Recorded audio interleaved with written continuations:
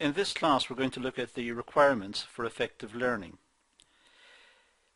Specifically, we should be able to identify different types of learning and how it impacts on individual learning capabilities, and also outline the requirements for effective learning.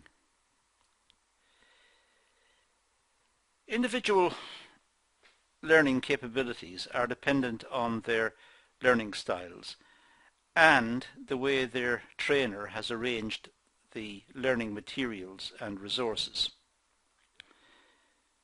So individual capabilities to learn depends on their learning styles, depends on their interest in the topic as well, and their motivations.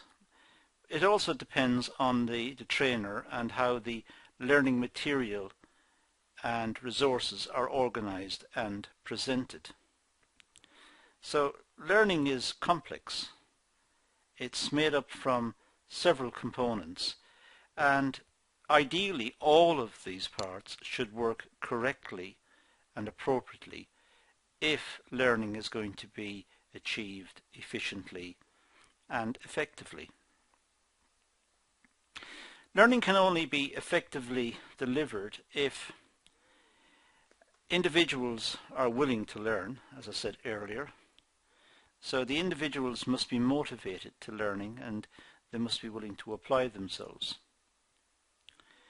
And the individuals are willing to grow through experience. In other words, the individuals want to learn, they want to have experiences, and they want to learn through experiences, as well as perhaps learning in the more traditional way of reading books and looking at ideas and discussing ideas with colleagues and with managers and with trainers and so on. But they might want to have experiences and reflect on the experience and learn in a more experiential fashion. The individuals should also try to learn from feedback. Feedback perhaps from trainers saying how well they're doing on the course, or where they could improve, or where changes can be made that will benefit the learner in their process of learning. And also their expectations must be realistic. Learners' expectations must be realistic.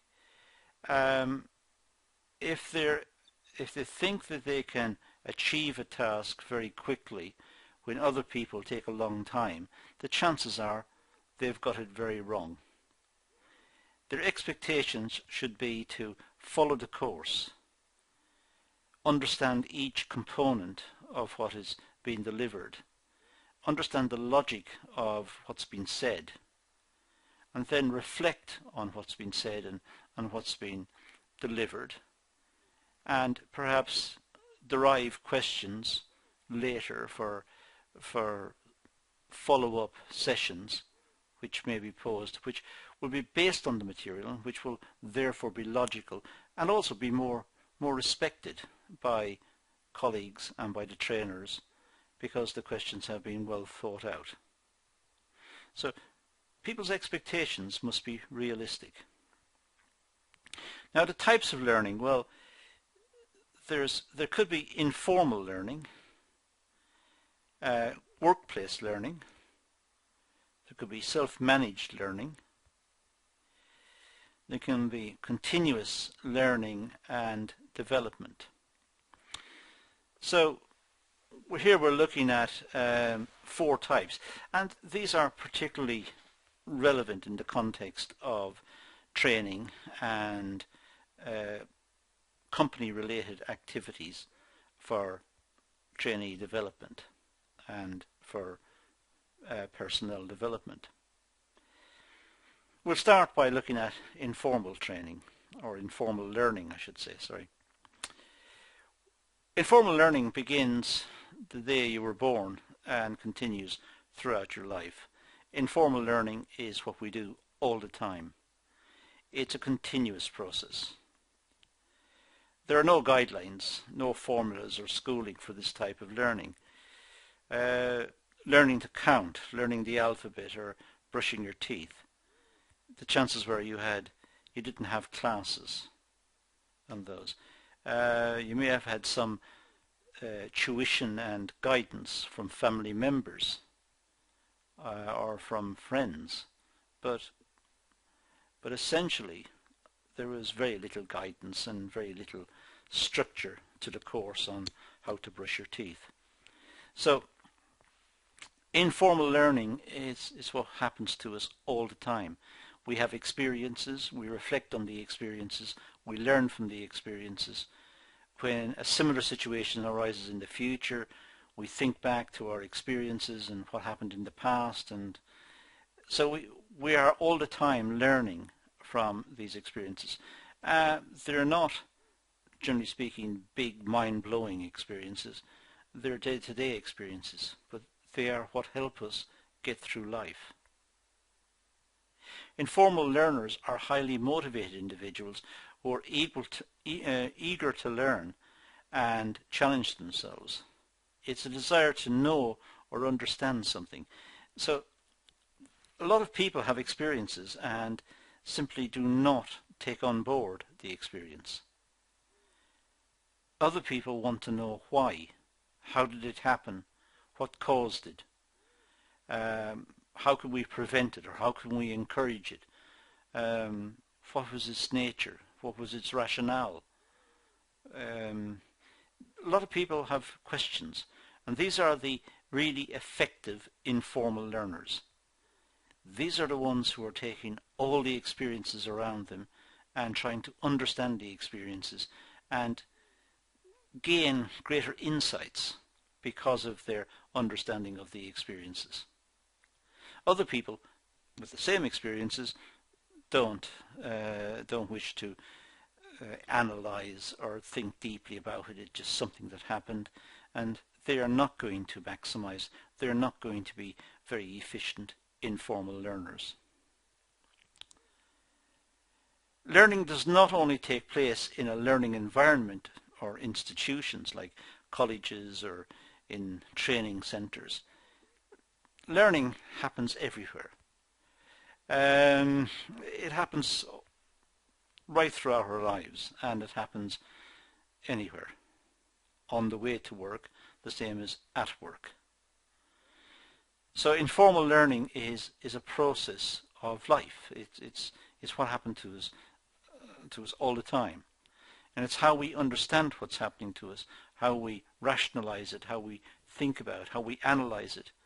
That's what makes us informal learners. But we must have the interest and the application to try to understand in order to maximize on this form of learning. Now, workplace learning. Well, workplace learning occurs, as it suggests, within the workplace. Individuals have the opportunity to acquire new skills and knowledge either on the job or through formal courses. So this is a situation where the employer looks at the workforce, looks at their skills, does an analysis of the skills of the workforce, and tries to decide if training programs will make them more efficient, make them perhaps more motivated, will communicate the corporate message clearly to the workforce. Are training programs required? So workplace learning is actually very important. It's important because people who leave college or university or school or whatever, generally speaking, they have generic skills. They can read and write and do arithmetic and do other things, but these are general skills. Companies may require specific skills, the ability to operate a particular machine and perhaps operate it to very fine tolerances.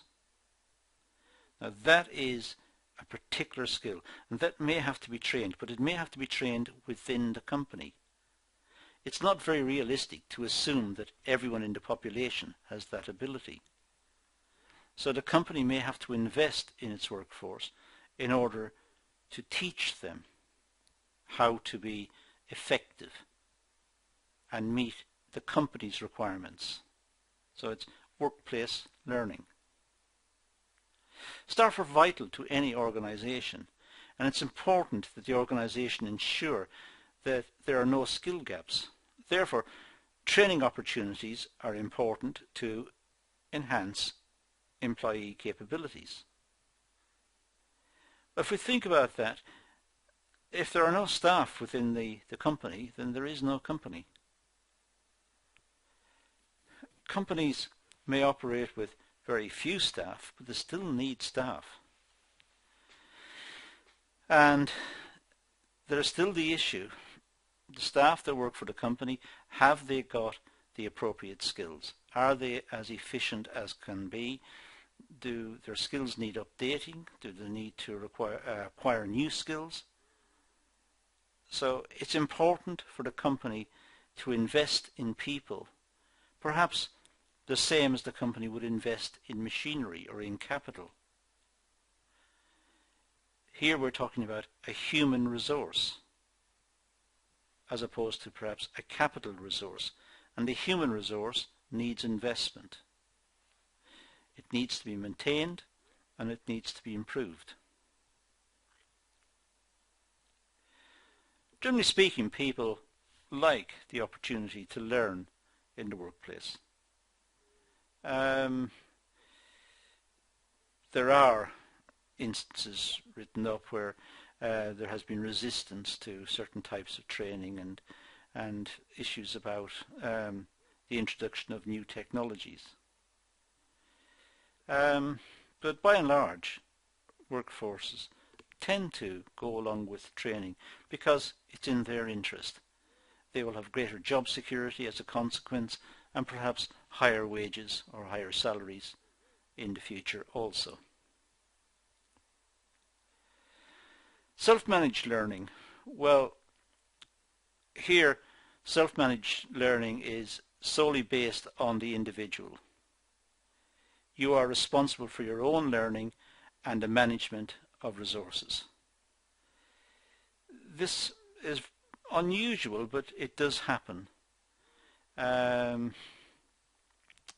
Some individuals are highly motivated, more highly motivated perhaps than others, and are determined to succeed.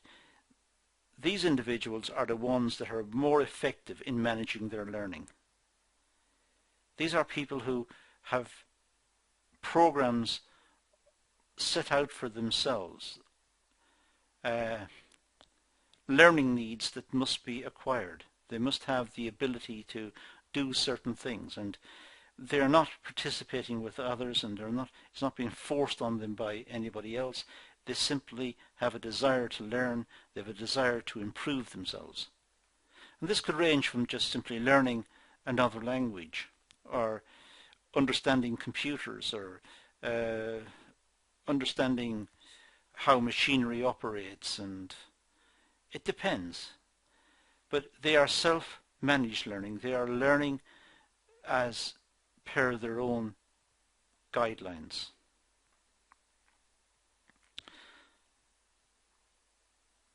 In self-managed learning, individuals are subconsciously making decisions on what they learn and how they will learn in order to maximize their learning experience.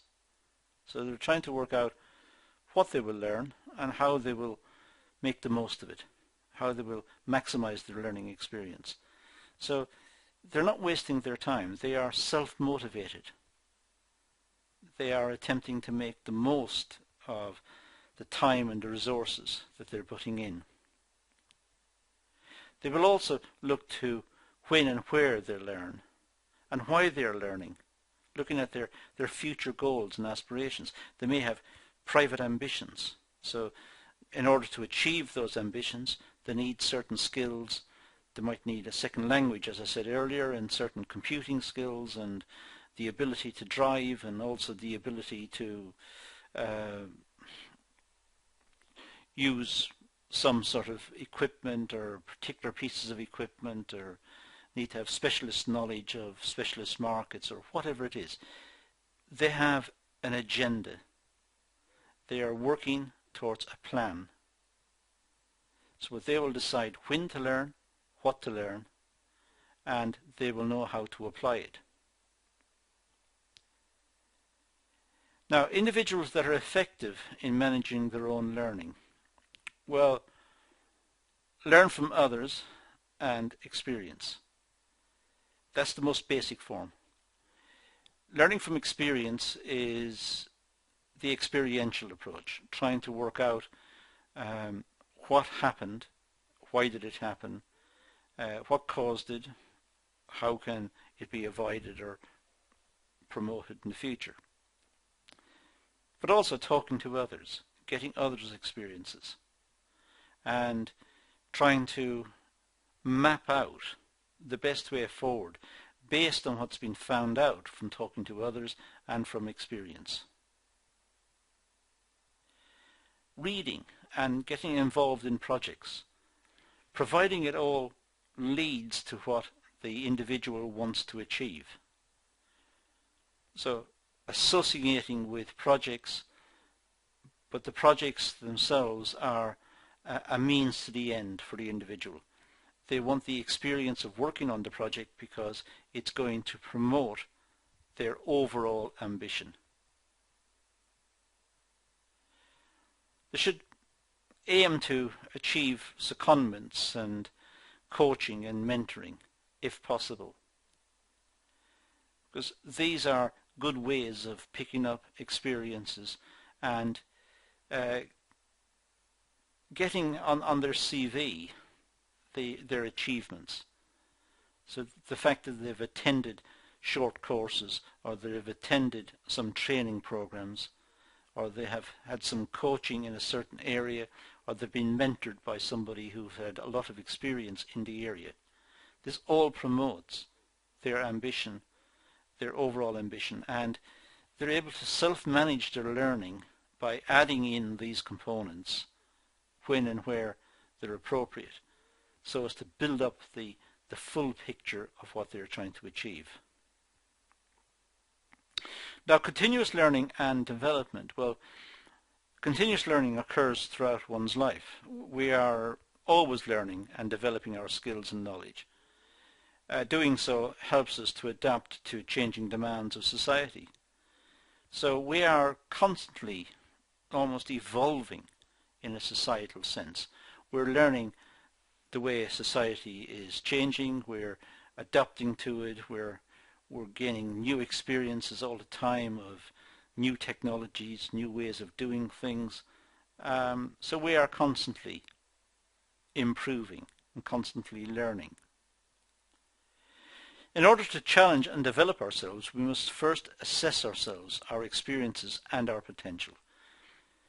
But of course, if we are going to measure to what extent we are learning, we must have a baseline. We must know where we stand now. What are our skills, our abilities? And these should be benchmarked. We should have qualifications. They may be school-leaving qualifications, or a college course, or a degree, or whatever it is. We should have some benchmark, and then look at what we're planning to achieve and measure the difference, measure what we've achieved, and add that to our starting point being the qualifications we started off with. Continuous learning is also very important for organizational success. Organizations must be willing to learn and adapt to changing economic and business environments. Well, organizations can't stand still. Static organizations will be killed off. Products are changing. Customer demands and requirements are changing. The competitive environment is changing. The global situation is changing. Now, companies who do not adapt will go under, chances are. It's only companies that are flexible and can change and learn from their experiences are the ones who will survive.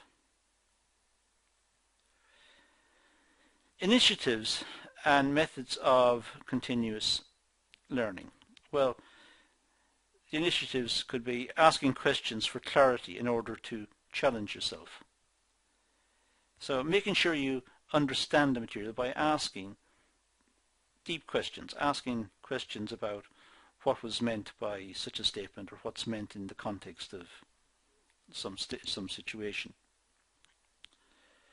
Reflect on feedback from senior staff.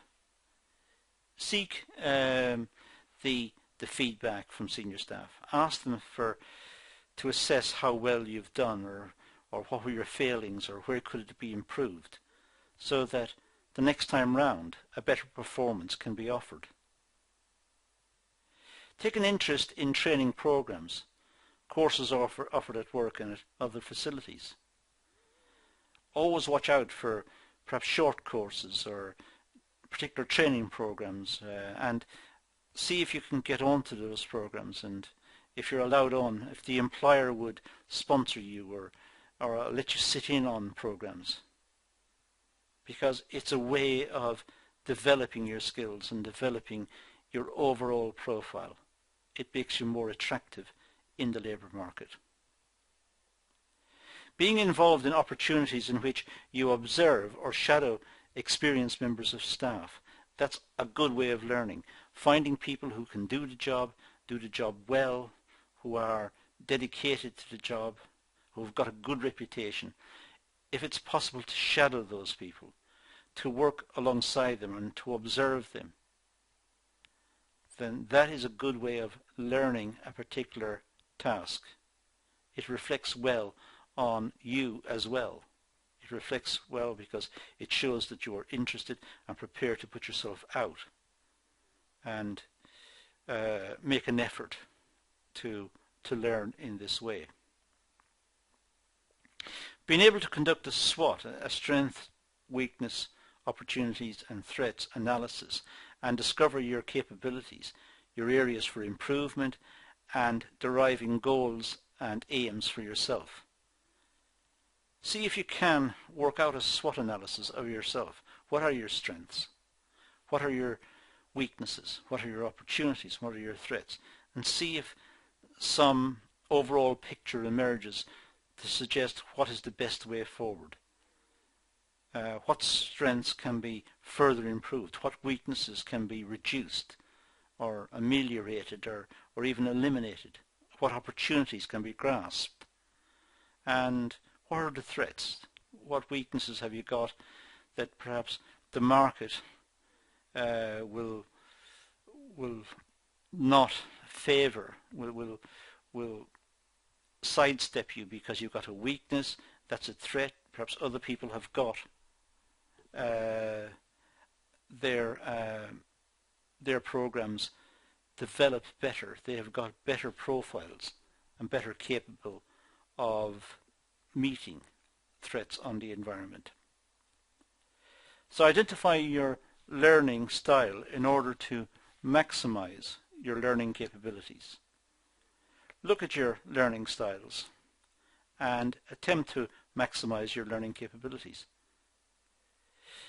Now the conclusion, well, learning can only be effective if one has a desire to obtain knowledge and learn new skills and enhance capabilities.